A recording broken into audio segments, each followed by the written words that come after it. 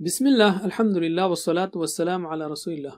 آؤ قرآن و نماز سمجھیں آسان طریقے سے 3 منٹ سیریز میں سبق نمبر 42 سورۃ الکافرون آیات 2 اور 3۔ اس سبق کے ختم تک ہم 197 الفاظ سیکھ لیں گے جو قرآن میں تقریباً 38,950 بار آتے ہیں۔ پچھلی ویڈیو میں ہم نے پڑھی پہلی آیت، اعوذ باللہ من الشیطان الرجیم، قل یا ایہا الکافرون، کہہ دیجئے اے کافرو، لا اعبد ما تعبدون، نہیں میں عبادت کرتا جس کی تم عبادت کرتے ہو۔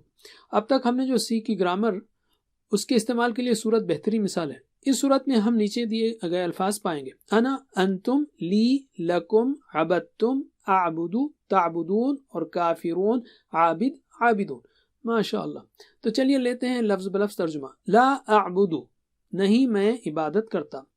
ما کے معنی ہے نہیں، اور کیا یا جو یا جس، یہاں اس کی مراد جس کی ہے۔ لا اعبد ما، نہیں میں عبادت کرتا جس کی، تعبدون، تم عبادت کرتے ہو۔ عبادت کے 3 معنی ہیں، عبادت، اطاعت اور بندگی یا غلامی۔ ان تینوں میں کسی معنی میں کوئی مصالحت جائز نہیں، صرف اللہ کے لیے ہونی چاہیے۔ آج کچھ غیر مسلم اسلام کو بدنام کرنے کی کوشش کر رہے ہیں۔ ان حالات میں ہم کو بلا کسی پس و پیش اور احساس کمتری کے اسلام پر عمل کرنا چاہیے۔ ہم کو اپنے عقیدے میں مضبوط اور راسخ ہونا چاہیے، اور اسلام ملنے پر اللہ کا شکر ادا کرنا چاہیے، اور اسلام کے سچے پیغام کو بہترین انداز میں پھیلاتے رہنا چاہیے، کیونکہ بہت سے لوگ سچائی کو نہیں جانتے۔ وَلَا أَنْتُمْ عَابِدُونَ مَا أَعْبُدُ، وَلَا أَنْتُمْ، اور نہ تم، عابدون، عبادت کرنے والے، عابد کی جمع ہے عابدون یا عابدین، ما، جس کی، اعبدو، میں عبادت کرتا ہوں، نہ تم عبادت کرنے والے ہو جس کی میں عبادت کرتا ہوں۔